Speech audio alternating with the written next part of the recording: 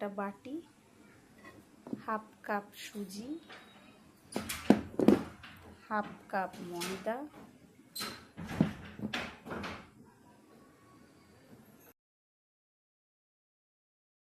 খানিকটা সাদা, half cup মতো সাদা তেল দিয়ে অল্প অল্প দুধ দিয়ে ব্যাটারটাকে গুলে নিই।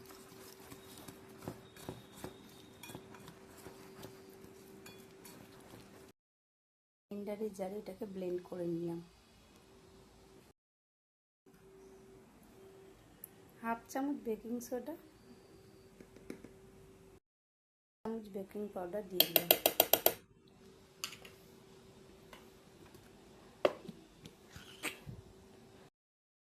মতো কফি কাপ নিয়ে নিয়েছি, একদম ছোট কাগজের কাপ, আর এইরকম থিকনেসের ব্যাটারটা বানিয়েছি।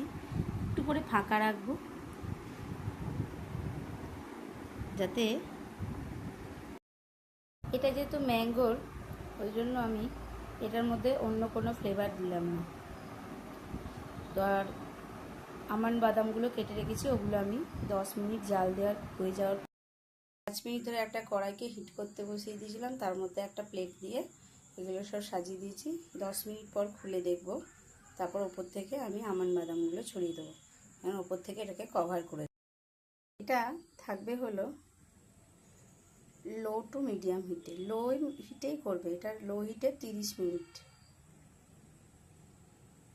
বসিয়ে দিয়েছি। 10 মিনিট পর এটার 10 মিনিট আগে এটাকে ঢেকে রেখেছিলাম, এখন এটাকে আমন্ড বাদাম দিয়ে আমি গার্নিশ করব। কারেন্ট চলে গেল আর কেকটাও কমপ্লিট হয়ে গেছে, এখন আমাকে নামাতেই হবে, যদি তলায় লেগে যায়। কাপগুলো উপচে পড়ে যাচ্ছিলো, তো আমি 10 মিনিট পর যখন বাদাম দিতে খুলেছিলাম ঢাকনাটা, তখন আমি 2 চামচ করে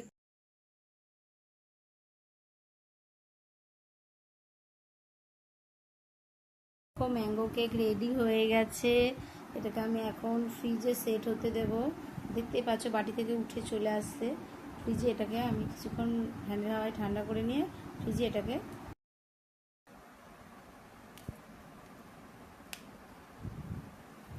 তুলতুলে নরম কেক, ম্যাঙ্গো কেক।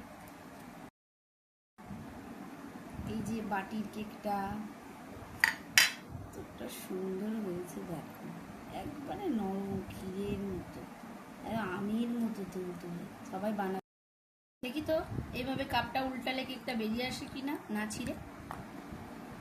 ও ওয়াও, বেরিয়ে পড়েছে, কি সুন্দর। তোমরা সবাই খেয়ে নেবে টক টক করে।